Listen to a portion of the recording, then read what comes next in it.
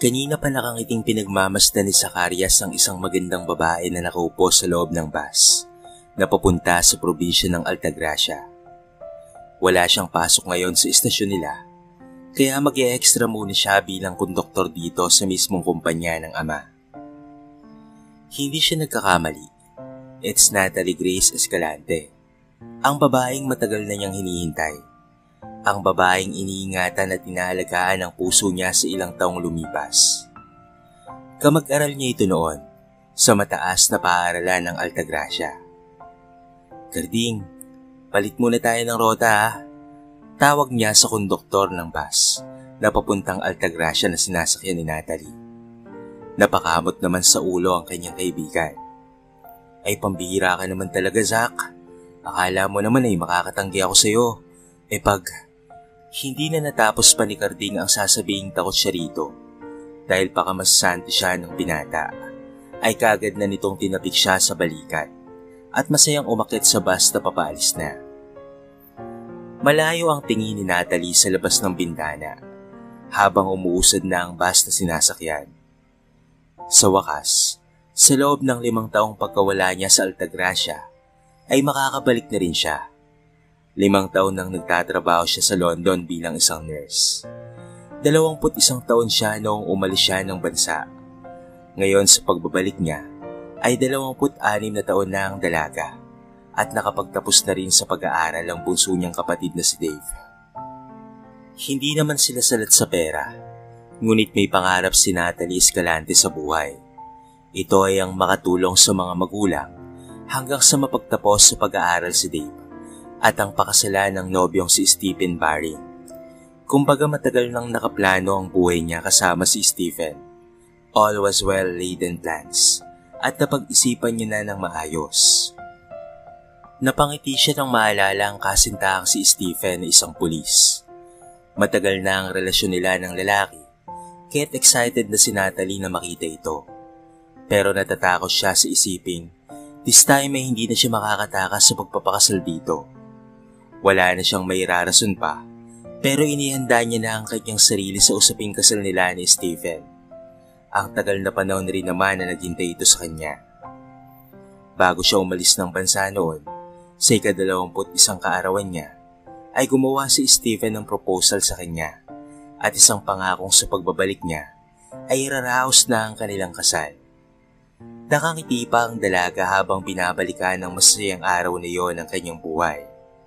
Napasimangot na lamang si Natalie na kinalkal ang telepono niya. Buong araw kasi wala man lamang nakakaalala na kaarawan niya, kahit pa ang makulit na kapatid niya na si Dave. "Goodbye, Nat. Mauna na kami ha. May date pa kami ni Pao eh." Kinikilig na wika ng kaibigan niyang nurse na si Mandy. Napapailing na lamang si Natalie at naisip kung ano kayang ginagawa ngayon ni Stephen dahil parang may isang naganap na himala sa buhay niya. Na isang araw siya nitong hindi kinukulit sa telepono, ni hindi man lamang nito naalala ang kaarawan niya, lalo na ang pamilya niya, pati na rin ang mama niyang nagsilang sa kanya, ay tila nagkaroon ng amnesia at hindi naaalala ang kaarawan niya ngayon. "Nat, pauwi ka na?" Wika ni Carla na kaibigan niya at kapitbahay. "Oo, bakit?" "Uy, baka pwede mo naman akong samahan kahit sandali lang." Inalok-alok pa siya ni Carla sa kakulitan nito. May magagawa pa ba siya? Wala siyang panalo sa makulit na ito. "Saan?" Basta, samahan mo ako please. May kikitain lang akong classmate ko sa may resort. Kaya lang, natatakot akong pumuntang mag-isa eh." "Sige na please." Total naman ay walang nakakaalala sa birthday niya. Pati na rin si Stephen ay sumama na rin si Natalie kay Carla. At noong dumating na sila, ay nagulat na lamang siya nang pumasok sila sa isang function hall na tila merong kainan. "Hoy, anong gagawin natin dyan? May nagpa-party dyan eh." Saway niya kay Carla na nagdududa na tuloy siya kung may kikitain ba talaga ito na kachat niya o makikikain dyan sa loob. Sa laki ba naman kasi ng katawan ng kasamahan niyang nurse na ito na dinoble yata ang katawan niya. Nandito siya sa loob. Hinila siya ni Carla at saktong nakapasok na siya ay halos mapaiyak na lamang si Natalie nang nagsimulang kumanta ang lahat ng birthday song. Naroon ang buong pamilya niya at ang pamilya ni Stephen. Palingali nga siya sa paligid, ngunit hindi niya ito nakita hanggang sa natapos ang kanta na unti-unting nawawala ang ngiti sa mga labi ni Natalie. Pumalit doon ang bahagyang pagkagulat nang makita si Stephen. Naroon ito sa entablado na kumakanta ng paborito niyang kanta at ito ay ang Thinking Out Loud. Halos hindi makahinga si Natalie habang nakatitig sa napakakisig niyang boyfriend na kumakanta papalapit sa kanya at nakatitig sa mga mata ng dalaga. Parang alam na niya ang gagawin nito. Napapailing na lamang siyang nakatitig kay Stephen. "No, Steve, hindi ako handa sa ganyan. Not now, please." Hiyaw ng isipan niya. Natapos ang pagkanta nito na dahan-dahang lumuhod sa harapan ni Natalie. Nakahawak sa kamay niya at hinalikan niyon. "Nat, alam kong marami kang gustong gawin sa buhay mo. Alam kong nais mo pang makatulong sa iyong pamilya, kaya gusto mong mag-abroad. Nat, napakasakit sa akin ang paglayo mo, but I respect your decision. Pero bago ka umalis, I want to make a promise to you na tutuparin natin pag-uwi mo. Natalie Escalante, will you accept me to be your husband sa pag-uwi mo?"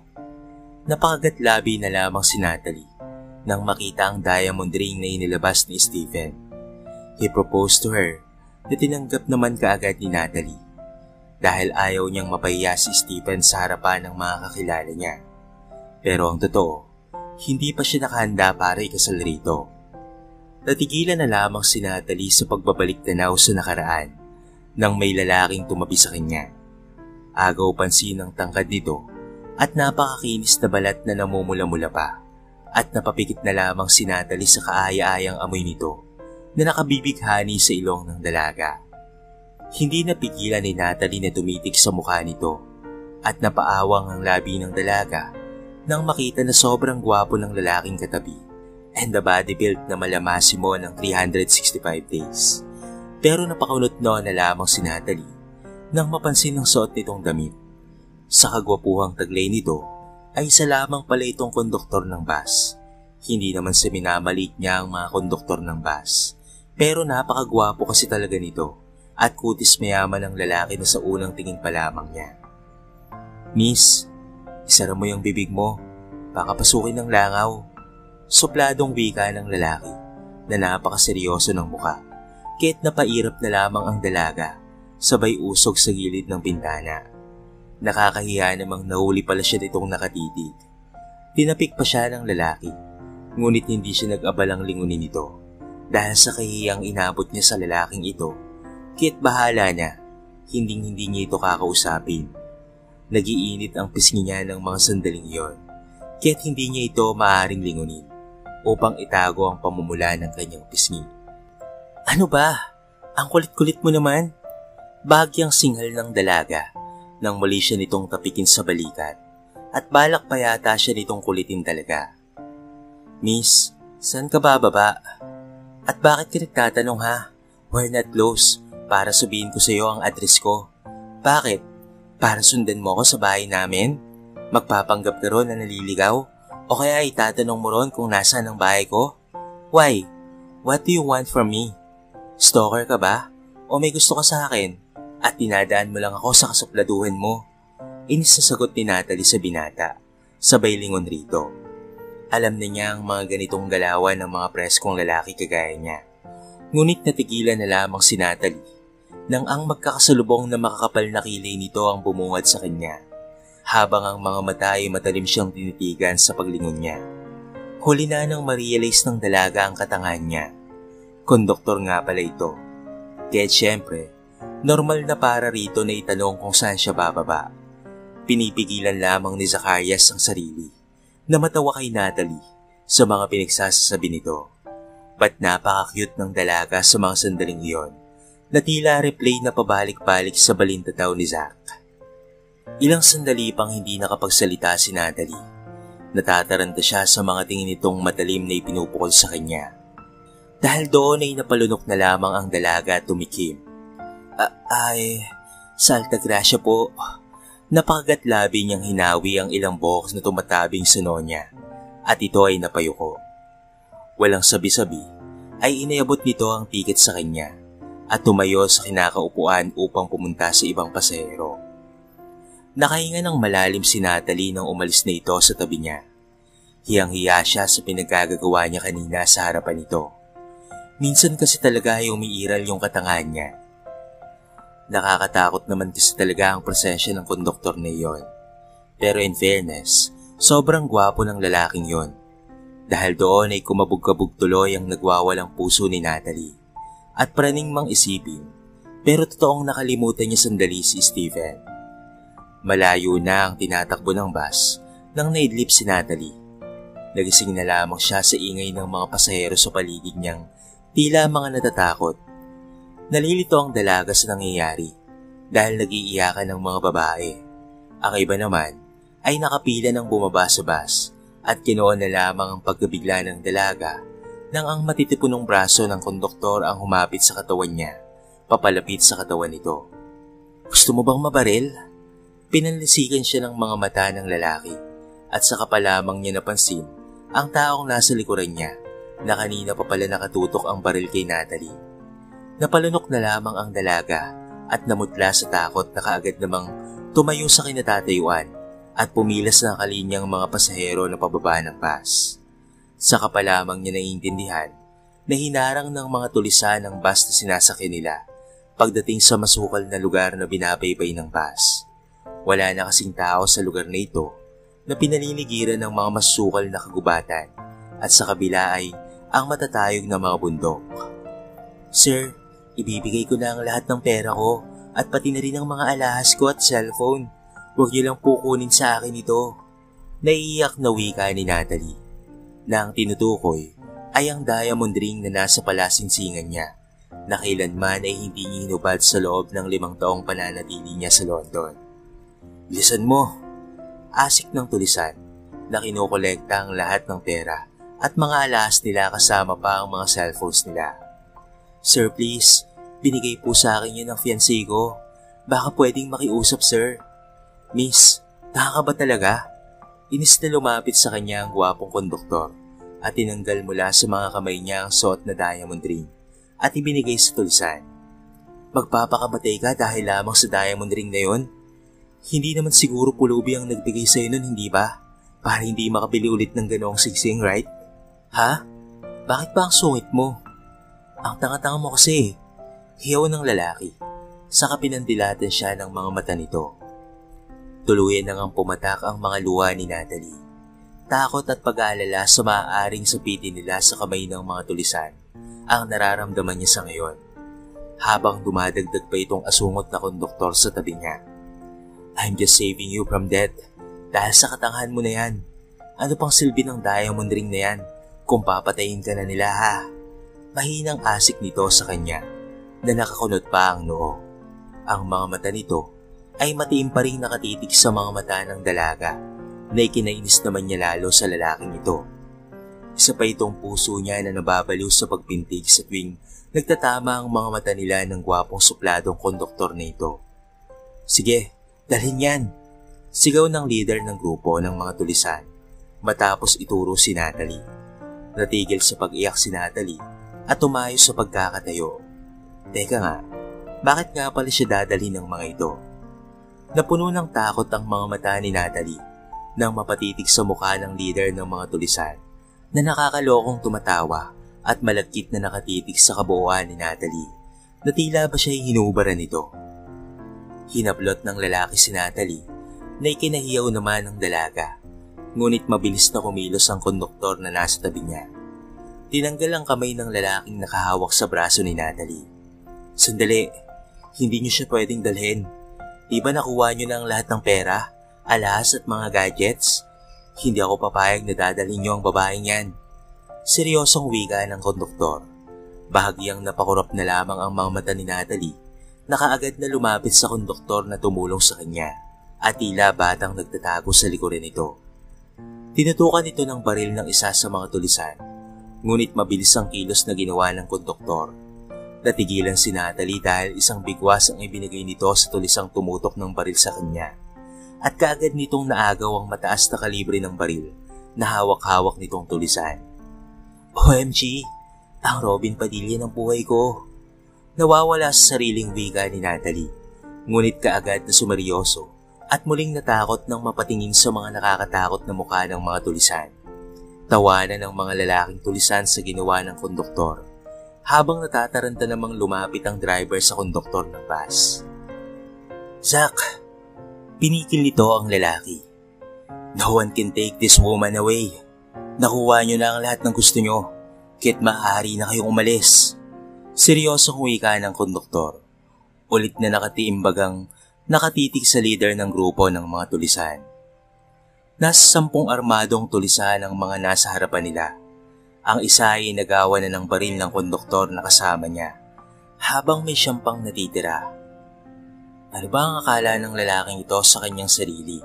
Na si Naruto kaya si Goku? Na kayang makipaglaban sa mga ito? Oo nga't napakaganda ng hugis ng katawan niya, nakagaya ng katawan ni Massimo ng 365 days. Pero tinatablan pa rin talaga ito ng bala.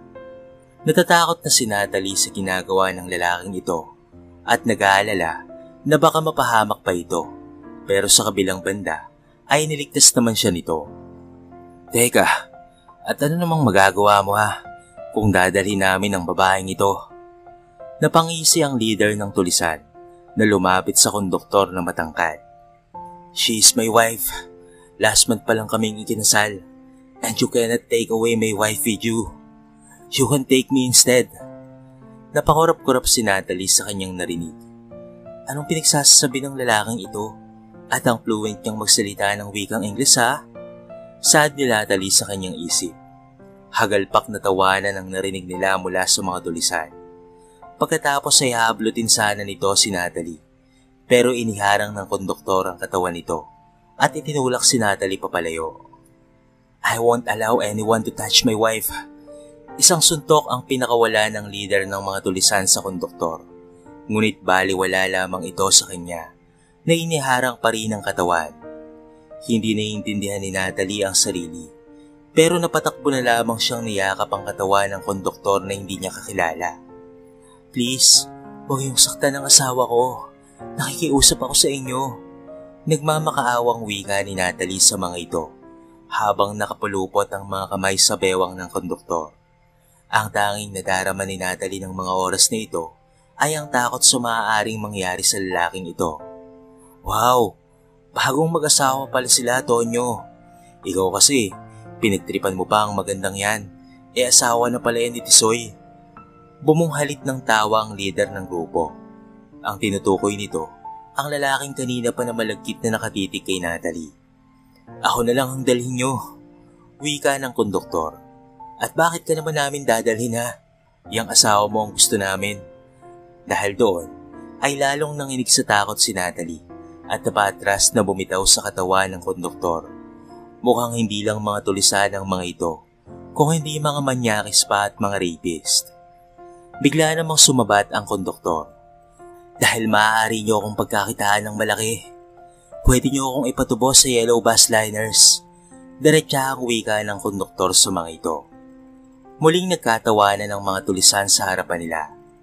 "Sino naman ang tutubos sa iyong baliw ka konduktor ka lang naman. Anong pakialam sa iyo ni Mr. Zacarias da Silva?" Natatawang napapailing na wika ng leader ng mga tulisan. "I'm Zacarias Smith da Silva Jr., ang panganay na anak ni Mr. da Silva." Napasinghap ang lahat habang lumapit ang isa sa mga kasamahan ng mga tulisan at ipinakita sa leader nila ang wallet ng konduktor. Naroon ang valid ID nito na nagpapatunay na anak nga talaga ito ni Mr. Zacarias da Silva, ang pinakamayamang tao sa Altagracia. Talaga naman kung suswertein ka nga naman talaga at nakabingwit pala tayo ngayon ng malaking isda. Palatak ng leader ng mga ito. "Sige, dalhin na yan. Tara na." Tinangay ng mga ito sa Zacarias. Kahit sa kabila ng pagmamakaawa ng driver na wag dalhin ang kanyang amo. Sandaling napatanga na lamang si Natalie at wala sa sariling humabol sa lalaking nagligtas sa kanya. "Zach, sandali. Sandali, ano ba?" Sigaw ni Natalie na tumatakbo papalapit sa mga tulisan. Tumikil ang mga ito, kaya't naabutan sila ng tumatakbong si Natalie, na ngayon ay umiiyak na yumakap kay Zach. Litong napatingin naman sa kanya si Zacarias, pero hindi talaga kakayanin ng konsensya ni Natalie kapag may masamang nangyari kay Zacarias da Silva sa mga kamay ng mga tulisang ito, kaya bahala na si Batman. Shh, it's okay Nat, I'll be fine. Nagulat na lamang si Natalie nang sambitin nito ang pangalan niya habang maigpit siyang niyakap at hinalikan sa pisngi. Pinahid nito ang pumapatak na mga luha ni Natalie. Bakit parang merong something the way na tawagin niya sa pangalan ng dalaga? Dahil doon, ay ikinatularo naman ng puso ni Natalie yon. Iniisip niya kung kilala ba siya ng taong ito. Napapailing si Natalie kahit hindi niya kilala ang lalaking ito. Pero may bahagi ng puso niya ang tila pinapatay ngayon sa isipang may masamang mangyayari rito nang dahil sa pagtulong sa kanya. Just take me with you. Isama niyo na ako. Sasamahan ko ang asawa ko. Hindi ako papayag na magkahiwalay kaming dalawa. Natikilan ng lalaki na inalayo siya sa katawan nito at bahagya siyang tinitigan. No, Natalie, you should go. Ngunit muling niyakap ni Natalie ang lalaki at isniksik ang sarili sa matitigas na dibdib nito na tila ikinatigil ni Zacarias. Nat, anong ginagawa mo? I'm doing what is right, Zac. Sige, dalhin niyo na ang dalawang lovers na yan nang makaalis na tayo. Mamaya ay masundan pa tayo ng mga pulis eh. Utos ng leader ng mga tulisan na nauna nang pumasok sa masukal na kagubatan. Walang imikan sina Zac at Natalie habang naglalakad sila. Ang mga tulisan ay tuwang-tuwa sa laki ng pera na natangay nila mula sa mga pasahero at magkakapera pa sila kapag makuha na nila ang ransom money mula sa mayamang ama ni Zacarias da Silva. Nakaramdam ng lamig si Natalie nang pumasok na sila sa makapal na kagubatan.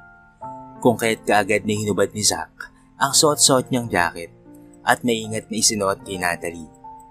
Kanina niya pa gustong hawakan ang mga kamay nito, ngunit pinipigilan niya lamang ang kanyang sarili. Masayang masaya si Zac kanina nang makita ang dalagang si Natalie na nasa terminal. Ilang taon na nga ba niya itong hindi nakikita simula noong umalis siya ng Pilipinas? He was 18 years old nang umalis siya ng Pilipinas nang hindi man lamang nakapagpapakilala sa babaeng kay tagal na niyang ginugusto. Natalie was 16 years old that time nang naging sila nang dahil sa palagi niyang ipinapadalang love letters at yellow roses sa dalaga. Noong una ay hindi pinapansin ng dalaga ang mga sulat niyang iniiwanan niya sa classroom nila Natalie. Pero kalaunan ay sinagot na siya nito at balak na sanang magpakilala sa kasintahan niya sa sulat nang may emergency na nangyari sa kumpanya ng ama doon sa ibang bansa. Sa murang edad ni Zac ay pinamahalaan niya ang kumpanya ng kanyang ama sa ibang bansa at itong taon lamang na mapagpasyahan ng kanyang ama na ibenta ang kumpanya sa ibang bansa upang dito na lamang siya sa Pilipinas. Kaagad naman siyang pumasok bilang pulis dahil graduate naman siya ng criminology sa ibang bansa. Kaya nung pag-uwi niya sa Pilipinas, ay binigyan na siya ng ama ng kalayaan na gawin ang gusto niyang gawin sa buhay. Ang manungkulan bilang pulis habang ang kakambal naman niya na si Zachary ang nagpapatakbo ng negosyo ng mga da Silva. Disappointed si Zac nang malamang may iba ng boyfriend si Natalie mula sa mga kaibigan nila noong high school. Pakiramdam niya ay nawala na ng pag-asa ang pag-ibig niya para kay Natalie na inalagaan niya sa loob ng ilang taong lumipas until now na nag-cross ulit ang kanilang mga landas. Napakapit na lamang si Natalie sa matipunong braso ni Zac matapos madulas sa lantang dahon ng tapakan. Napalunok na lamang si Zac nang tumuloy ang init ng mga palad ni Natalie sa katawan niya. Sinulyapan niya ang dalaga na muling bumitaw sa braso niya.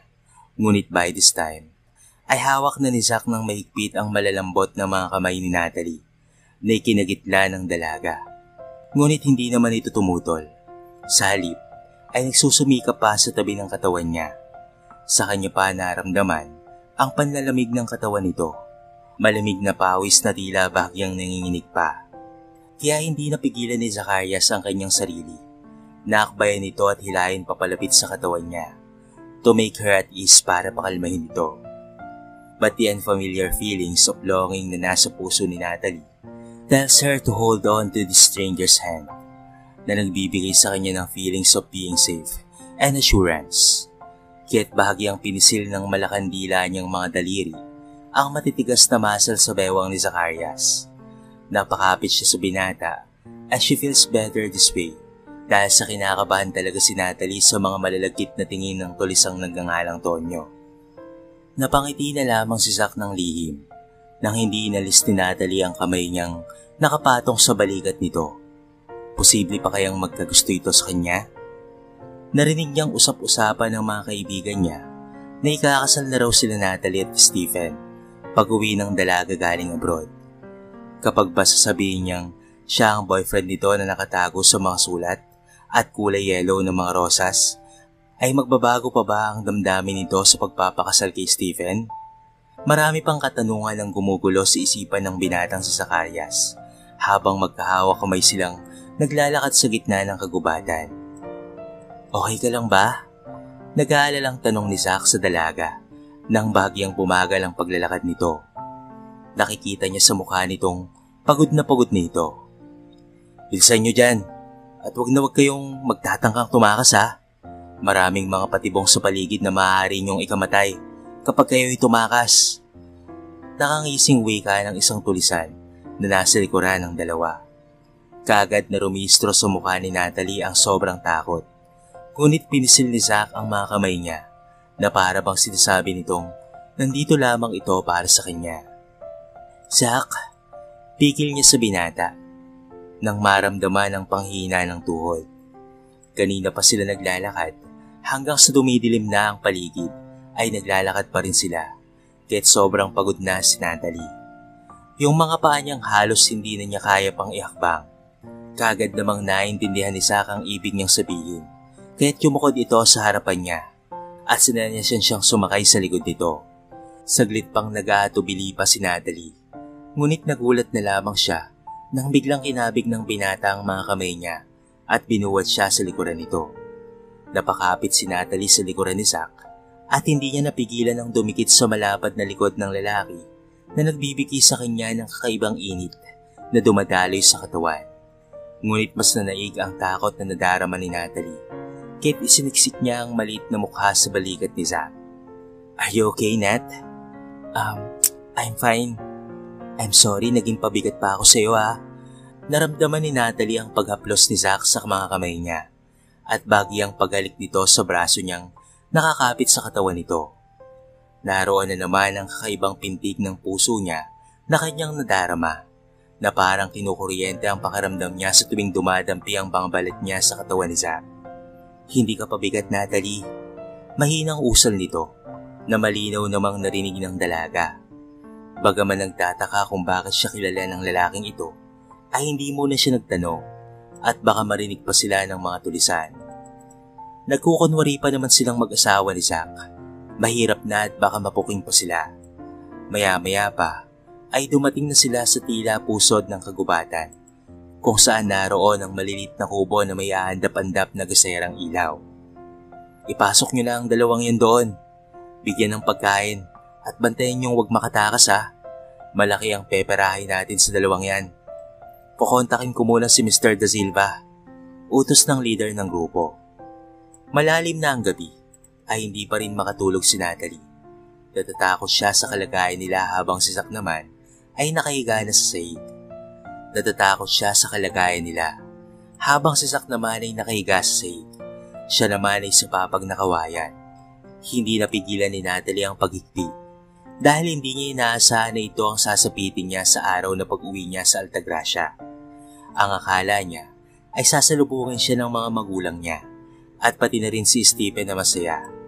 Ngunit isang grupo pala ng tulisan ang sasalubong sa kanya. Nagulat siya nang biglang bumangon si Zac at tumabi sa higaan niya. Kahit namimilog ang mga mata ni Natalie na napatitig sa lalaki. Zac, anong ginagawa mo? Kinakabahang wika ni Natalie. Shh, huwag kang maingay. May paparating rito sa kubo.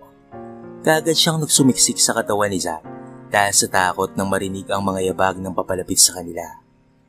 Baigpit naman siyang niyakap ni Zac at nagkunwaring tulog ang dalawa ng saktong narinig nila ang pagbubukas ng kandado sa pinto. Hoy, gising! Gising! Asik ng isang tulisan na tinapik si Zack sa braso, kahit napabango na lamang ang dalawa. Nagkunwaring pupungas-pungas si Zack at naupo sa papag habang si Natalie ay kumapit sa braso ng binata. Nangangatog talaga ang mga tuhod niya sa tuwing lumalapit sa kanila ang mga tulisang ito. Hindi naniniwala ang daddy mo na nakidnap ka, kahit kausapin mo. Padaskol na inebot ng lalaki ang telepono sa mga kamay ni Zack. Pa, anong kalokohan nito sa Karyas? Bulyaw ng ama ni Zack. Kasama ko si Natalie. I have no choice kung hindi ang sumama sa mga tulisan. Pa, dadalhin nila ang asawa ko, kaya wala akong magawa. Paliwanag niya sa ama. Kilala nito si Natalie, but the rest of what he talks about ay nagpapalito sa kanyang ama. Ngunit alam naman ni Zack na maiintindihan siya ng kanyang ama kung ano ang ibig sabihin ng mga sinasabi niya. 50 million pesos, Mr. Smith, kapalit ng anak at manugang mo. Kailangan niyong dalhin sa susunod na araw sa Mount Malaray nang walang kasamang mga pulis ha. Naintindihan mo ba? Kagad namang nakipagkasundo ang ama ni Zack sa mga tulisan. Kaya hindi nagtagal ay lumabas na ang mga ito sa kubo kung saan nakakulong sina Zacarias at Natalie. Napabugan ng hangin si Zack. Malinaw sa memorya niya kanina ang daang tinahak nila na isinulat niya sa utak niya. Dahil nag-iwan na rin siya ng mga bakas sa dinaanan nilang lugar. Kaya't lihim niyang ipinagdarasal na matuntun sila ng militar at pati na rin ng mga kasamahan niya. Nakahinga ng maluwag sinad nang nakalayo na ang mga tulisan, kaya't bahagya siyang lumayo sa katawan ni Zack. Napabuntong hininga na lamang ang lalaki. Matulog ka na, Nat, para makabawi ka sa pagod dahil sa layo ng nilakbay natin kanina. Utos ni Zack sa kanya. Akpang bababa na ito sa sahig nang pinigilan ni Natalie ang braso ng binata. Paano mo ako nakilala? Nagtatakang tanong ni Natalie sa gwapong lalaki na nagligtas sa kanya. Namumungay ang mga mata nitong nakatitig sa kanya. Napalunok na lamang ang dalagang si Nat. Ito na naman ang kakaibang pagbundol ng puso niya sa tuwing nagtatama ang mga mata nila ni Zack. Wala. Aksidenteng nailaglag mo yung wallet mo kanina sa bus. Napulot ko at isinauli ko sa loob ng bag mo dahil tulog na tulog ka na. Simpleng sagot na lamang ni Zack sa kanya. Pero sa hindi may paliwanag na kadahilanan ay umaasa ang dalaga na meron pa sanang sasabihin sa kanya si Zack maliban sa bagay na iyon. Kaya nga lang ay wala na. Tinanggal na nito ang kamay niyang nakakapit sa braso ni Zack. Hinubad ni Zack ang suot niyang jacket at iniabot kay Natalie. Gawin mo na lang na supin sa papag na kawayan. Wika ni Zack na muling hinubad ang suot na uniforme ng konduktor at ginawang sapin sa sahig. Tumambad kay Natalie ang napakagandang hugis ng kalamnan nito sa braso at sa dibdib. Ngayon ay tanging puting sleeveless na lamang ang suot ni Zack na pinaresa ng ragged na pantalon. Parang napakasarap humiga sa dibdib ng lalaking ito. Wika na lamang ng dalaga sa kanyang isip. Will you stop staring? O baka naman gusto mo pang hawakan ang katawan ko? Pinamulaan ng pisngi si Natalie sa sinabi ng gwapo at supladong lalaking ito na napakasuplado na naman na parang kailan lang ay tila napakahalaga niya para rito na nakahanda itong ipaglaban siya na ibuhis ang buhay para sa kanya. Gayong anak naman pala ito ng pinakamayamang tao sa lugar nila. Kagad na nahiga si Natalie matapos ilatag ang jacket ng binata at tumalikod na sa lalaki. Muli na namang dinaga ang puso niya sa kaba at takot ng mga oras na yon, kaya't hindi niya napigilan ang sunod-sunod na pagtulo ng kanyang mga luha. Hinahanap mo na ba ako ngayon? Honey Stephen, I need you. Iligtas mo ako rito. Wika niya sa sarili, sabay ang paghigpi at ang sunod-sunod na paglandas ng mga luha niya. Sana nga ay hinahanap siya ni Stephen. Napapiksi si Natalie nang maramdaman ang bahagyang pag-aplos ni Zack sa balikat niya, hanggang sa dahan-dahan niya itong hinarap. Kagad na pinunasan ni Zack ang mga luwang naglalandas sa mga mata ng dalaga. Shh! It's no use of crying. Hindi nakakatulong yan, Nat. Matulog ka na, nang sa gayon ay makapagpahinga na ang katawan mo. Alam kong napagod ka kanina. Alo ni Zack kay Natalie at di mapigilan ang sariling yakapin ng dalaga. Napasandal si Zack sa kawayang papag habang si Natalie naman ay nasa dibdib niya na patuloy pa rin sa pag-iyak. Maingat na hinahaplos ni Zack ang malalambot na buhok ni Natalie at nagsimulang humimig ng kantang I Want to Spend My Lifetime Loving You na kanta ni Mark Anthony at Tina Arena. It feels awkward but to Natalie, it's just so perfect. Maraming salamat, Zack. Mahinang wika ni Natalie na nakayakap sa bewang ng binata. For what? Wala sa sariling sagot ni Zacarias Smith Jr. For taking care of me tonight. Takot na takot ako, Zack. Hindi ko alam kung anong mangyayari sa atin. At maraming salamat na sinamahan mo ako kanina at iniligtas mo ako. Wika ni Natalie na kahit minsan ay nagsusuplado sa kanya ang binata, ay nararamdaman niya pa rin naman ang pag-aalaga nito sa kanya. Nawawala ang takot at alalahanin niya sa tuwing hawakan siya ng binata. Patulog ka na, Natalie. Nandito lang ako. Malumanay na wika ni Zack na ipinagpatuloy ang malamyos na himig na nagdadala kay Natalie sa payapang pagtulog. Bahagyang napangiti si Zacarias nang mapansing tahimik na nagpapahinga na ang babaeng nakatulog sa dibdib niya habang ito ay nakayakap pa. Banayad niya itong pinatakan ng halik sa noo at maingat na inihiga sa papag. I still love you, Natalie. I still love you so much. Pababa na sana si Zack sa sahig nang tumagalit si Natalie at ang mga kamay ay naghagilap. Bahagyang pumuka ang mga mata nito at ang mga malalambot nitong mga kamay ay pumigil sa mga mahugat na braso ni Zack. Stay with me. Malambing na pakiusap ni Natalie.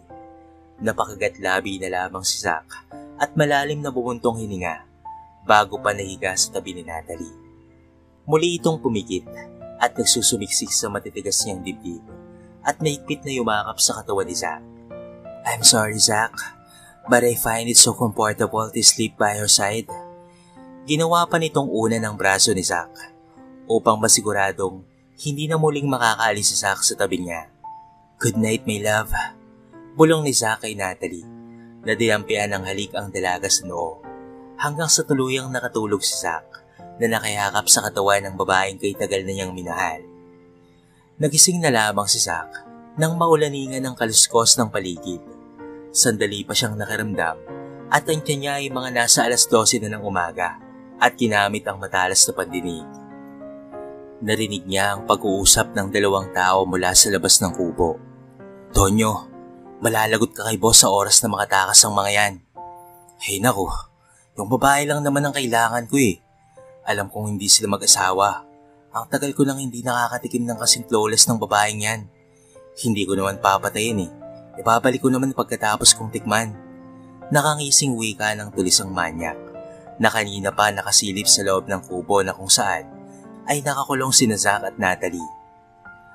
Naikuyom na lamang ni Zack ang kanyang kamao dahil sa kanyang narinig. Kaya inihanda niya ang kanyang sarili. Maingat niyang inihiga ang tulog na si Natalie sa papag dahil nakaunan pa rin ito sa bisig ni Zack at parang batang isiniksik ang mukha sa dibdib niya. Bahagyang gumalaw si Natalie at napabangon na lamang ito nang makitang nakaalarma si Zack. Ngunit bago pa makapagsalita si Natalie, ay pinatay ni Zack ang gasera at hinila si Natalie sa may sulok at niyakap. Lahat, may mga tao sa labas at may binabalak silang masama. Huwag kang maingay ha. Bulong ni Zack sa tenga ni Natalie na ngayon ay nahintakutang yumakap kay Zack nang marinig ang kaluskos ng papalapit ng mga yabag. Zack, natatakot ako. Napadilat na lamang si Natalie nang sakupin ni Zack ang mga labi niya. Napakabango ng hininga ng lalaki. Mainit-init ang mga labi na banayad na gumagalaw sa mga labi ni Natalie.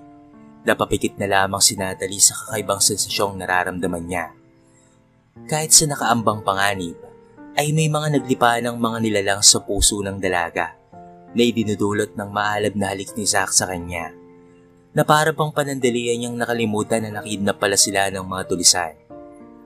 Bumitaw ang lalaki sa kanya at maingat siyang itinabi sa gilid ng bintana. Inihanda ni Zack ang kanyang sarili dahil hindi niya hahayaang may mangyari sa babaeng minamahal niya. Gumalaw ang kandado ng kubo sa labas, kaya't maingat na lumapit si Zack sa may pintuan at narinig nila ang pagtunog ng pagbukas ng susian ng kandado. Mabilis na inilan ni Zack ang kadenang nakapalupot sa pinto at iyon ang ginamit niya sa unang taong pumasok. Inatake ito ni Zack at pinilipit ang leeg. Gamit ang malakas na braso ng binata ay pinagsusuntok niya ito sa tagiliran. Nanlaban si Tonyo sa tila bakal na brasong nakapalupot sa leeg niya. Ngunit nangihina siya nang maramdaman ang pagkabutas ng tagiliran niya. Bumagsak sa sahig ang dugong si Tonyo dahil sinaksak ni Natalie ito sa tagiliran. Nabitawan kasi nito ang hawak na punyal nang atakihin ito ni Zack. "Zack, napatay ko ata," nanginginig na wika ni Natalie. "Shh!"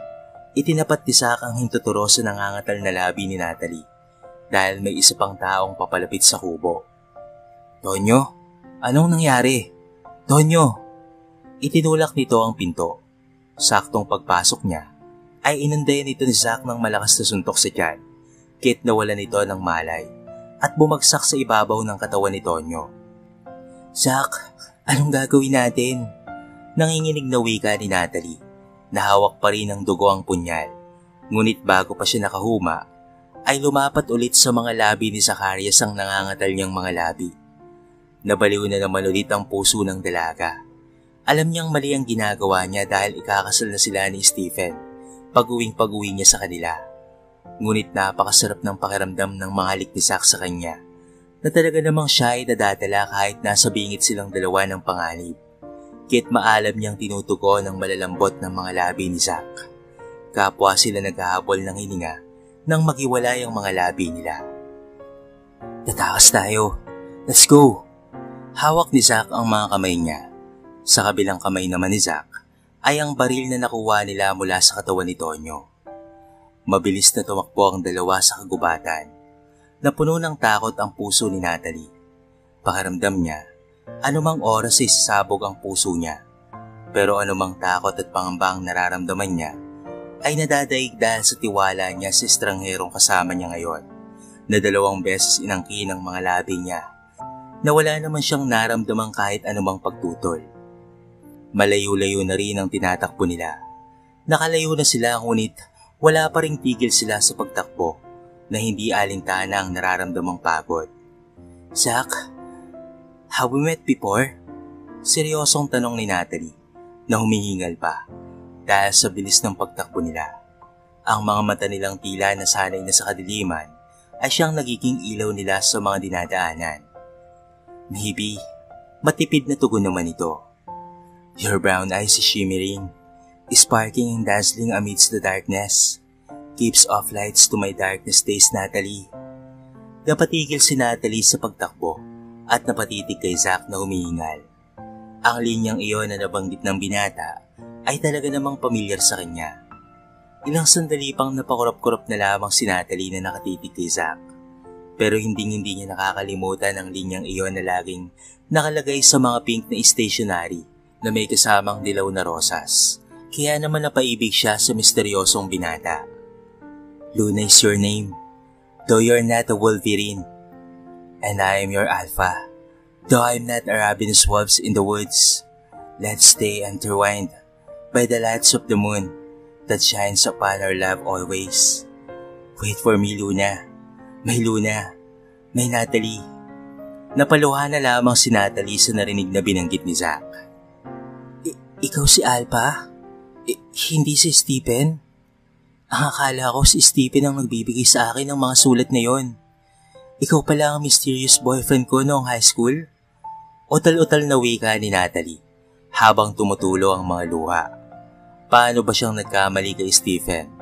All these years, ang buong akala niya ay si Stephen ang Alpha na laging nagpapadala ng love letter sa kanya at pati na rin ng Yellow Rose. Yun ang huli kong sulat sa'yo bago ako napuntang US dahil ipinadala ako doon ni Dad para asikasuhin ang negosyo namin. Doon ko na rin tinapos ang pag-aaral ko. I told you to wait for me. But noong umuwi na ako sa Altagracia, nabalitaan ko sa kaibigan ko na piyansigan na ni Stephen. Stephen is my friend. But I thought it was Stephen. He lied to me. Muli siyang siniil ng halik ni Zack sa mga labi na muli niyang tinugon ng walang pagtutol. Kaya pala wala siyang nararamdamang ganito kay Stephen na kagaya ng nararamdamang init para kay Zack kahit kahapon pa lamang niya ito nakilala. Napapikit na lamang si Natalie sa sobrang lakas ng tibok ng puso niya habang magkahinang ang mga labi nila. Ang mga kamay ni Zack ay nasa bewang niya habang napakapit naman siya sa batok ng binata. Zack, ungol ni Natalie na hindi may paliwanag ang kakaibang nararamdaman sa unang pagkakataon. Bumitaw si Zack sa kanya at masuyong hinagka ng mga kamay niyang hawak pa rin ito. Let's go, kailangan na nating makalayo rito. Baka hinahanap na tayo ng mga tulisan. Magbubukang liwayway na nang makasalubong nila ang isang platoon ng mga army na nagkandak ng search and rescue operation sa kanila na naroon sa kagubatan. Kahit papaano ay safe na sila ni Zack. Nakasandal siya habang nakapikit sa katawan ni Zack na nakayaka pa rin nito. Magulo ang isipan ni Natalie ng mga oras na yon. Hindi niya alam kung paano niyang sasabihin kay Stephen na hindi na niya itutuloy ang pagpapakasal rito. Sa kabilang banda naman ay may takot sa puso niya dahil hindi niya kilala ang isang Zacarias Smith da Silva Jr. Kilala niya lamang ito bilang Alpha na mysterious boyfriend niya. Magkahawa kamay na bumaba sila ni Zack sa sasakyang sinasakyan nila ng saktong makarating sila sa kampo ng mga sundalo sa Altagracia nang sunod-sunod na sumasalubong sa kanila ni Zack ang mga reporter. Zacarias! Sigaw ng isang sexing babae na tumatakbo palapit sa kinaroroonan nila at naglambitin sa batok ni Zacarias. Nagulat na lamang si Natalie sa nakita. Nanghihina ang mga tuhod niya sa nalamang may girlfriend na pala ang tagapagligtas niya. Nanikip ang dibdib niya nang may biglang humablot sa mga braso niya at mabilis siyang niyakap ng maigpit. It was Stephen, ang fiancé niyang sinungaling. Hindi pa siya nakahuma nang siilin siya nito ng mabilis na mga halik sa mga labi. Kitang-kita niya sa gilid ng mga mata niya si Zacarias na malungkot na nakatanaw sa kanya at nagmamadaling sumakay sa itim na sasakyan. Kit itinulak niya si Stephen at hinabol si Zack, pero nakalabas na ito ng gate ng kampo. Napabuga ng hangin si Natalie habang namumuo sa gilid ng mga mata ang luha niya. Bakit ka nagsinungaling sa akin, Steve? Bakit mo sinabi sa akin na ikaw si Alpha? Hilam sa luhang may naong tanong niya kay Stephen nang nasa sasakyan na sila. I didn't mean to. Hindi ko sinasadyang magsinungaling sa'yo ng araw na yon. Nakita ko lang ang sulat at ang bulaklak na yon sa may pintuan ng classroom natin. Kaya't na-curious ako. Honey, I'm so sorry. Muli siyang niyakap ni Stephen ng maigpit. Ngunit nasasaktan siya kapag naaalala niya si Zack.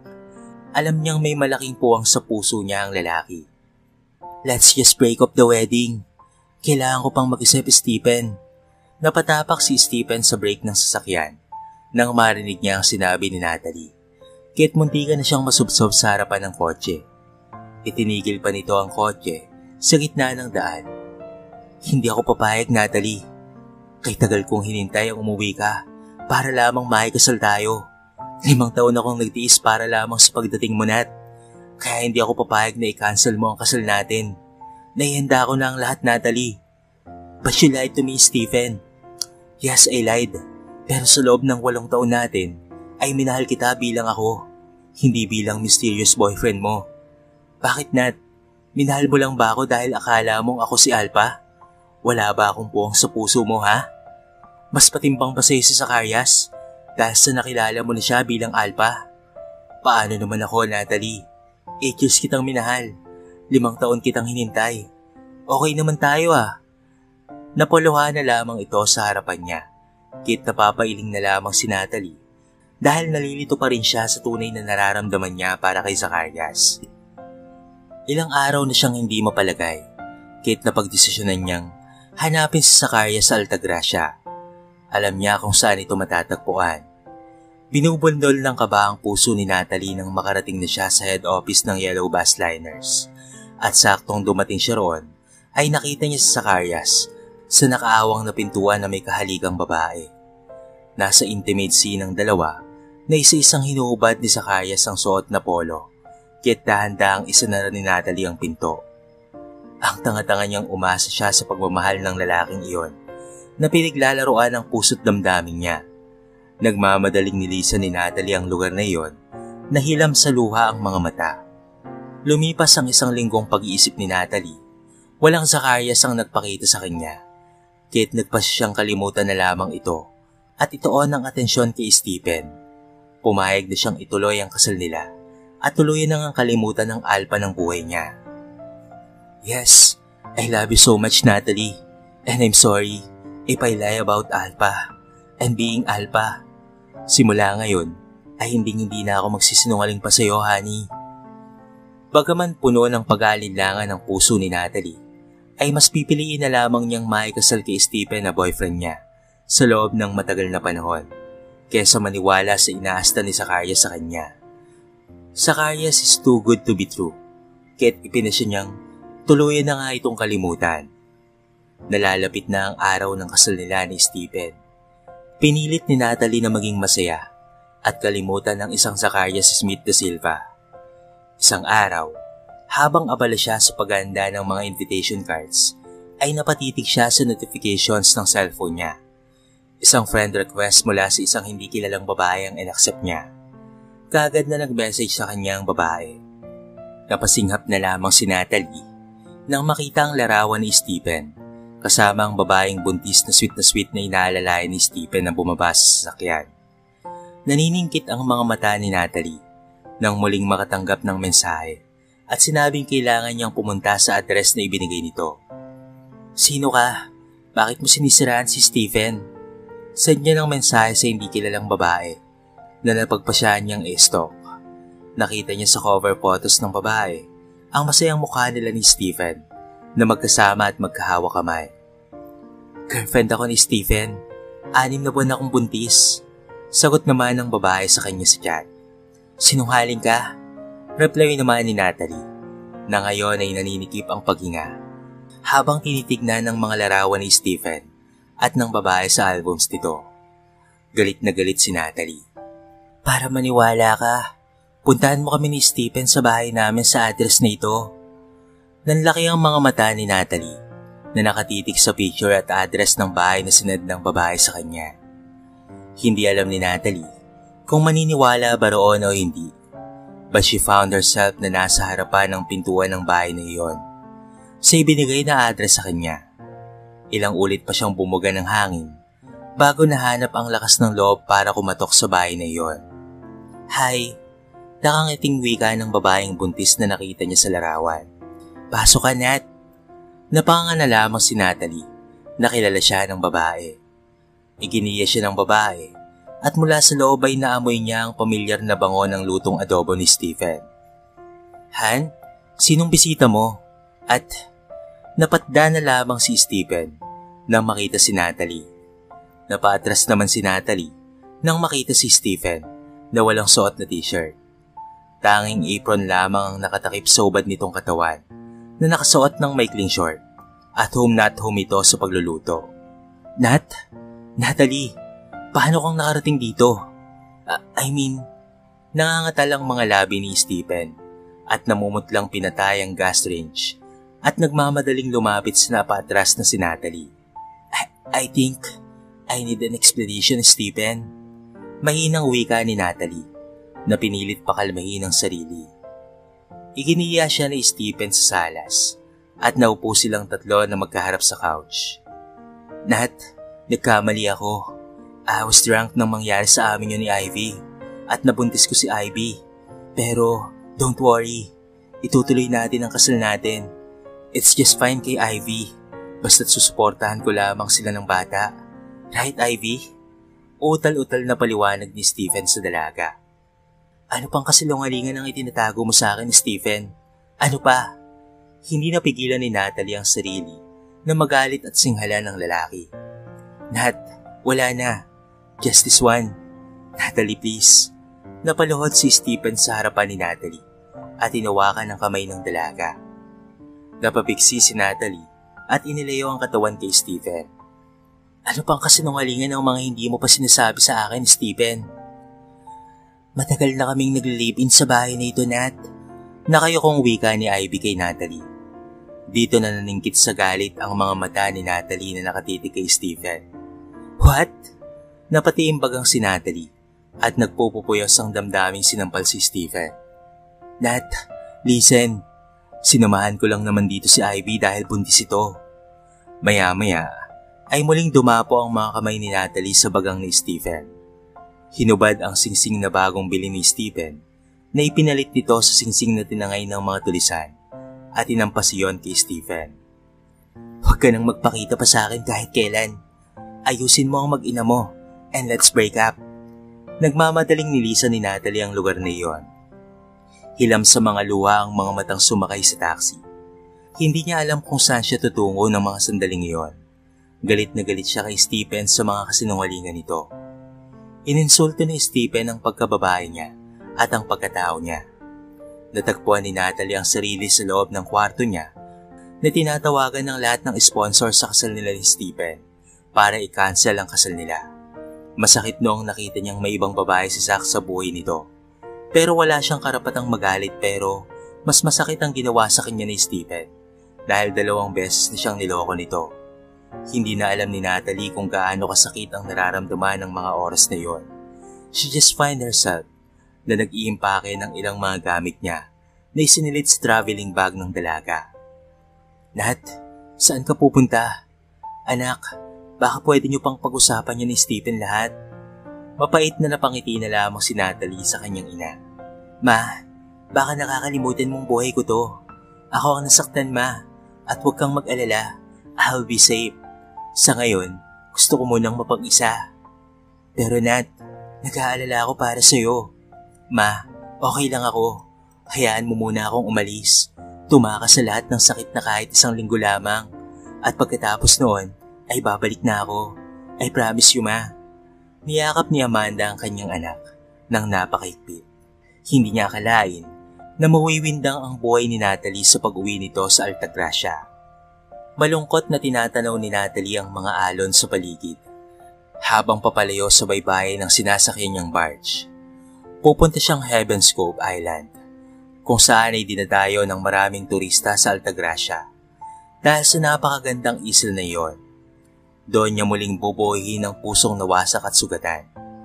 Hindi niya mapigil-pigilan ang mga luwang pumapatak sa kanyang mga mata. Sa buhay ng tao, minsan hindi natin may iwasan ng masaktan tayo, pero hindi ito magiging dahilan at hadlang upang tumigil ka na sa iyong buhay at upang sumuko ka na.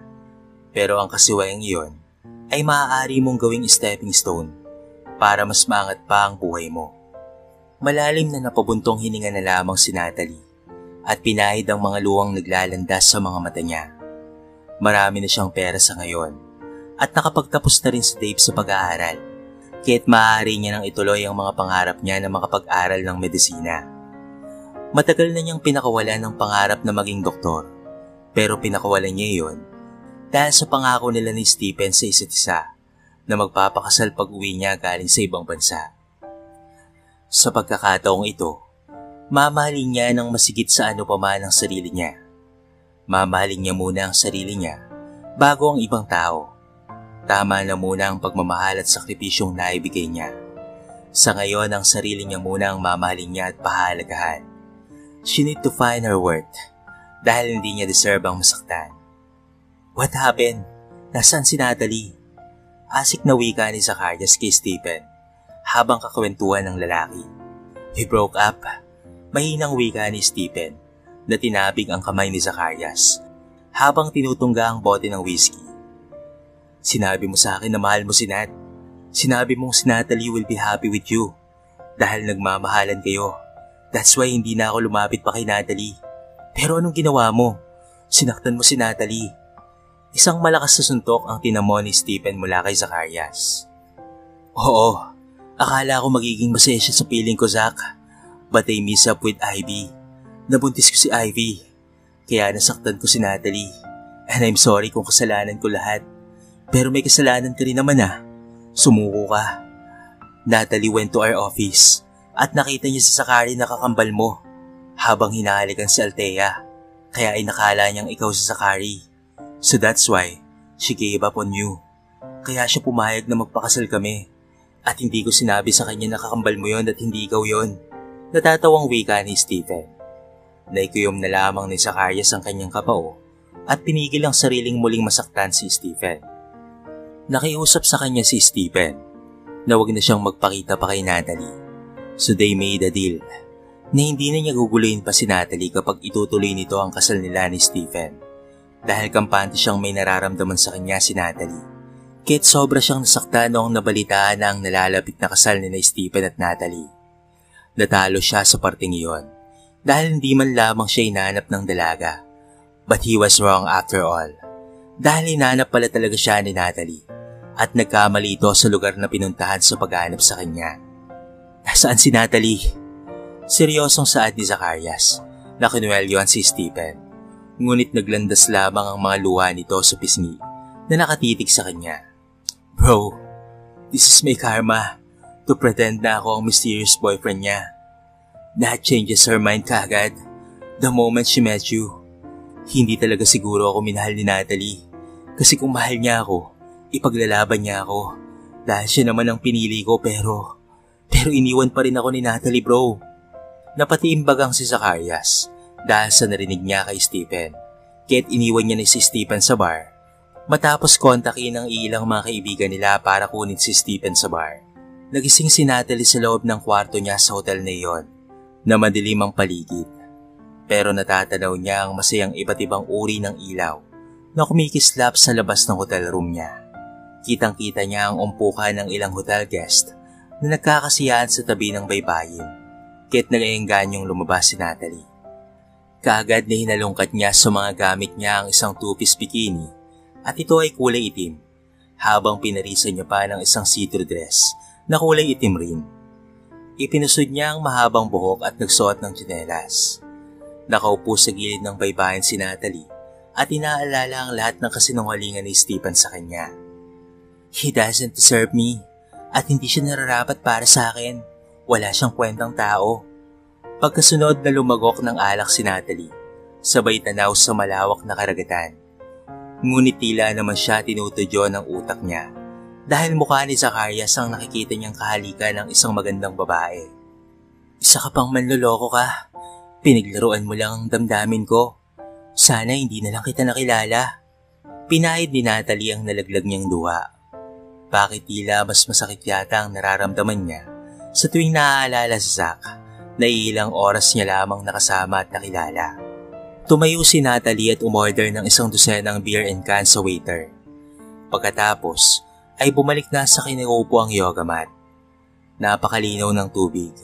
Sana ay matagpuan niya rito sa Heaven's Cove ang katahimikang hinahanap niya. Healing na rin sa puso niyang sobrang nasasaktan. Muli ay naubos niya ang 2 lata ng beer. Sa kanya naramdaman na tila kinakawayan siya ng tubig kaya tumayo ang dalaga. At hinubad ang suot nitong dress. Diretso siyang naglangoy sa tubig dagat hanggang sa mapagod ang katawan niya sa kakalangoy. Katulad ng puso niyang napagod na sa mapanakit na pag-ibig na kanyang natagpuan. Pero hindi kay Stephen, kung hindi para kay Zacarias. Muli ay naupo siya sa baybayin at naalala na naman niya kung paano siyang iniligtas at inalagaan ni Zacarias ng mga oras na magkasama sila. Namimiss niya ang binata at ang amoy ng katawan nito na tila kay sarap yakapin. Baliw ka na ba, Natalie? Bulyaw niya sa sarili.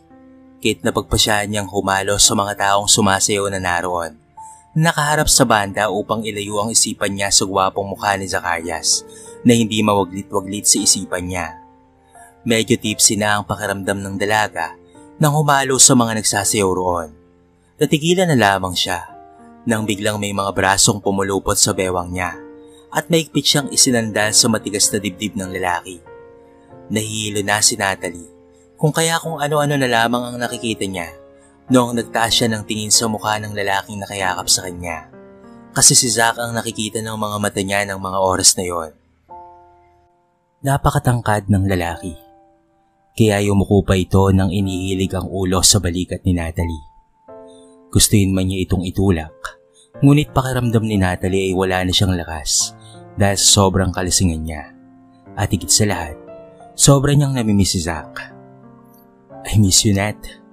Bulong nito sa punong tenga ng dalaga habang patuloy na umiindak si Natalie sa saliw ng tugtugin ng banda. Ngunit bahagyang napalingon na lamang si Natalie nang matauhan sa ginagawa niya dahil isa na naman itong kamalian kaya't kailangan niyang mahimasmasan sa kalasingan niya. Nanlaki ang mga namumungay ng mga mata ni Natalie nang makita ang lalaking hinahanap-hanap ng puso niya. Si Zacarias iyon. Ngunit ang alaala na may iba itong babae ay masakit na dumaplis sa puso ni Natalie at itinulak ang binata. Ngunit sadyang malakas ito na maigpit na nakayakap sa katawan ni Nat. Muli pa niya itong itinulak but she found herself in his arms na buwat-buwat ni Zacarias at inilayo sa maraming tao. Maingat siyang ibinaba ng lalaki sa yoga mat na kinauupuan niya kanina. Muling napahikbi si Natalie na nagbukas ulit ng isang lata ng beer at tumangga doon. Tahimik lamang siyang pinagmasdan ni Zacarias. Ano bang ginagawa mo rito? Asik niya sa binata. Sinusundan ka? Matipid na tugon naman ni Zacarias na nakatitig sa mga luhaang mata ni Natalie. It breaks him so much to see her wasted nang dahil sa maling tao na dumating sa buhay nito. Ha? Baka hinanap ka na ng babae mo ha? Oo nga pala, yung sa kampo, ibang babae yung sumundo sa'yo at naglambiting dyan sa batok mo. Doon sa opisina mo, ibang babae naman yung kasama mo. Napangisi naman si Natalie habang umiingos na muling tumungga ng bira. Pinahid niya ang luha sa mga mata niyang ayaw paawat sa pag-iyak. Ano ba kayong mga lalaki? Hindi ba kayo makontento sa isa lang ha? Pare-pareho lang kayo. Pumiyok ang boses ni Natalie na akmang tatayo na at muling hinubad ang suot na dress at lumangoy sa dagat papalayo kay Zac. Ngunit naabutan siya ng binata nang nasa bewang niya na ang tubig ng dagat at muli siya nitong ikinulong sa mga matitipunong braso nito. Hindi lahat ng lalaki manloloko. Don't judge us dahil hindi kita sinaktan when I was your boyfriend at hindi ako magloloko kapag ako na ang magiging boyfriend mo. Hindi mo pa nasubukang makarelasyon ako in person kaya't huwag mo akong ibilang kay Stephen dahil iba ako. Iba ako, Natalie. Seryosong wika ni Zac na sinimulang halika ng gilid ng leeg ni Natalie. Ano ang pinagkaiba niyong dalawa? Gayong iba-iba nga ang babae mo. Nakakainsultong tumawa si Natalie, sabay tulak kay Zacarias. You were just the same. Mga manloloko kayo. Hindi kita niloko at wala akong ibang babae. Tanging ikaw lamang, Natalie. Ikaw lang ang nasa puso ko. Simula pa man noon hanggang sa ngayon. Masaklap lang dahil ilang ulit mo na akong ipinagpalit kay Stephen na yon. Sa bandang huli, sinaktan ka lang naman. Anong pinagsasabi mo, Zacarias? Inis na sumbat ni Natalie sa lalaki. Anong wala kang ibang babae? I-deny mo pa? Meron ng babaeng sumundo sa'yo, hindi ba? Naku, nagkakamali ka, Natalie. Bunsong kapatid namin yon. Ayun si Leia. Namimintang ka kaagad eh. Sandaling natahimik naman si Natalie. Ngunit bumalik sa alaala niya ang masakit na mga mata nang nakita niya sa opisina sa Zacarias. That moment, na I decided to cancel my wedding with Stephen. Pinuntahan kita sa opisina mo, sa yellow bus liner. You were with another girl. You're kissing another woman, Zacarias. At mas masakit pa yon kaysa sa ginawa sa akin ni Stephen. I don't know why, pero mas nasasaktan ako sa ginawa mo sa akin kaysa sa pananakit sa akin ni Stephen. Dahil at the very short time na kasama kita, mas minahal kita kaysa kay Stephen. Mas minahal kita sa kanya at mas masakit yung ginawa mo sa akin. Kaya't lubayan mo na ako dahil pare-pareho lang kayo. Ngunit sa sinabi ni Natalie, ay napakalawak ng ngiti ang gumuhit sa mga labi ni Zacarias. I won't. Hindi kita lulubayan. Ngayon pa ba na narinig kong mahal mo na ako? Na mas minahal mo ako kaysa kay Stephen? Ngayon pa ba kita lulubayan, Natalie? Ikaw ang pangarap ko noon pa man. Hindi na nakatiis pa si Natalie na sinampal ang pagmumukha ni Zacarias. Pero baliwala lamang rito ang malakas na sampal na iyon. At natatawang pinaghahalikan siya dahil sa sobrang nitong saya. I love you so much, Natalie. Sa kadiliman ng gabi, natanging buwan lamang ang nagsisilbing ilaw nilang dalawa ni Zac. At sa andap-andap na liwanag mula sa mga ilaw ng baybayin, ay nakita ni Natalie ang mga luwang pumapatak sa mga mata ni Zacarias. Tigilan mo ako, Zac. Sobrang sakit ng puso ko ngayon Kaya please lang, tigilan mo na ako. Layuan mo na ako. Hindi ko yun gagawin, Natalie. Dahil masyado kitang mahal, kahit hindi ako papayag at hindi na kita pakakawalan pa sa pagkakataong ito. Nakangiti nitong itinaas ang mukha ng dalaga at yumuko upang pantayan ang mga titig nito. Wala akong babae. Hindi ako nakita mo sa office namin. Kung hindi ang kakambal ko na si Zachary at ang asawa niyang si Althea. Hindi mo ako makikita ron sa opisina dahil hindi ako nagtatrabaho sa kumpanya namin. Kasamahan ako na Stephen sa trabaho. Isa rin akong pulis, Natalie. Nakatawang paliwanag dito kay Natalie. Kung pumasok ka noon sa opisina, ay malalaman mong hindi ako yon at ihatid ka pa ni Zachary sa akin sa training camp sa Campo Aguinaldo. Idinikit pa nito ang ilong niya sa matangos na ilong ni Natalie. Napakagatlabi naman si Natalie at tila natutunaw sa kahihiyan. She even confessed to him patungkol sa nararamdaman niya rito.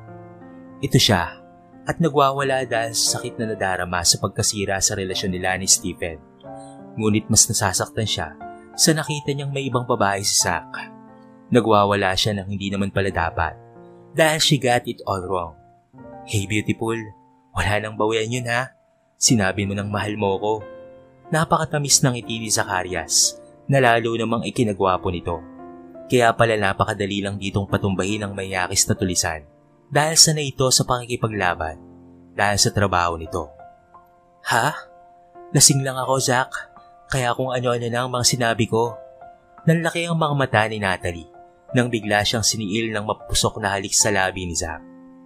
Saglit na nagulat ang dalaga, ngunit napapikit na lamang siya at buong pananabik na tinugunan ng masarap na halik ni Zacarias. Napakapit na lamang siya sa batok nito nang binuhat ng binata ang legs niya na nakakapit ngayon sa balakang ni Zach. Habang magkahinang ang mga labi nilang, dinala siya ni Zach sa tabi ng baybayin. You can say no to me dahil malinaw kong narinig ang lahat ng sinabi mo, Nat. Sabi pa nito habang si Natalie ay nakasandal sa malapad na balikat ng binata. Medyo nawawala na ang kalasingan niya dahil sa mga matatamis na halik ni Zach sa kanya. Oo na, narinig mo na. Hindi ka rin naman bingi. Nakangusong wika ni Natalie. Nahuli siya roon at wala na talaga siyang takas dito. Ay Zach, put me down. Natatawang dinala siya ni Zach muli sa isang nag-uumpukang mga tao at doon siya nito isinayaw. Napatawa na lamang si Natalie nang gumikiling ito sa harapan niya na tila isang macho dancer habang malagkit na nakatitig sa kanya. Hiyawan ang mga taong naroon hanggang sa tumigil rin ito sa kalokohan at hinapit ang katawan niya papalapit sa matipunong katawan nito. Ayokong nakikita kang malungkot at sasaktan, kaya simula ngayon, you will be my queen. Napakagatlabi na lamang si Natalie at pinigil ang sariling matawa. Pero sa totoo lang, kinikilig talaga siya sa mga sinasabi nito. Tayo na, Nat. Ang saya-saya ko ngayon. Ano kaya kung subukan mo akong gawing asawa? Hinding-hindi ka talaga iiyak sa akin. Hinding-hindi kita ipagpapalit, Natalie. Hinding-hindi kita sasaktan. Dahil nag-iisa ka lang sa puso ko, Nat. Simula pa man noon, hanggang sa ngayon. Masuyong wika nito na hinalikan si Natalie sa mga labi ulit. Tila nakalimutan ni Natalie ang ginawa sa kanya ni Stephen. Sa kanya pa naintindihan ang tunay na nararamdaman sa ngayon. Ang kanyang tunay na damdamin na kailanman ay hindi pala pag-aari ni Stephen. Oo, nasaktan siya pero hindi yon sakit dahil sa ginawa ni Stephen. Kung hindi nasaktan ang pagkatao niya sa ginawang panloloko nito. Oo, at dito siya mas nasasaktan kay Zacarias na inakala niya ay may ibang babae. Muling binuo ni Natalie ang nawasak niyang puso. Simula ng araw na iyon ay hindi siya iniwan ni Zacarias. Araw-araw itong naroon para kulitin ang puso ni Natalie. And he never fails a day na hindi nakikita ni Natalie ang sarili na masaya kasama si Zacarias. Ano Nat, kaya pa? Kasama niya si Zacarias na tumatakbo ngayon sa grounds ng Altagracia dahil trip niyang tumakbo matapos ang ilang araw na pagmamukmok dahil sa mga exams nila. Oo, muling nag-aral ng medisina si Natalie. Aabutin niya muna ang mga pangarap niya sa buhay, lalo na ang pagiging doktor. Gaya ng pangako niya sa sarili na mamahalin niya ito ng una sa lahat. Kaya ba, Zach? Muling binilisan ni Natalie ang pagtakbo habang sinasabayan ni Zach ang bawat hakbang niya. Napangiti ang dalaga nang makita ang mga babaeng malagkit na nakatitig sa gwapong kasama niya. I'm sorry girls, akin lang siya. Natatawang wika ni Natalie na ngayon ay bumagal ang pagtakbo ng hawakan ni Zack ang mga kamay niya at halikan. She never has a dull moment kasama si Zack. He never fails to treat her like a queen. At totoo ang sinabi ng lalaki na loyal itong magmahal. At lalong totoong hindi niya pa nasubukan ang makarelasyon ng lalaking ito. Dahil kapag mawala pa ito sa kanya, ay hindi na niya magagawa pang mag-move on. Hanggang sa naging ganap na doktor na nga itong si Natalie. Kasama si Zack na tuparin ang lahat ng mga pangarap niya. Tuwang-tuwa ang buong pamilya ni Natalie ng araw na yon.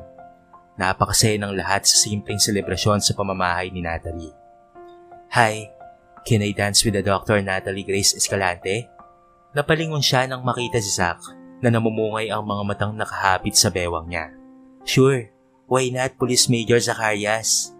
Kagad siyang iginiya ni Zacarias sa gitna ng bulwagan ng salas habang pumailan lang ang malamyos na tugtugin na sinasabayan ng dalawa ng bawat indayog ng katawan habang ang dalawang braso ni Zack ay nakapulupot sa bewang ni Natalie at buong pagmamahal na nakatitig sa dalaga.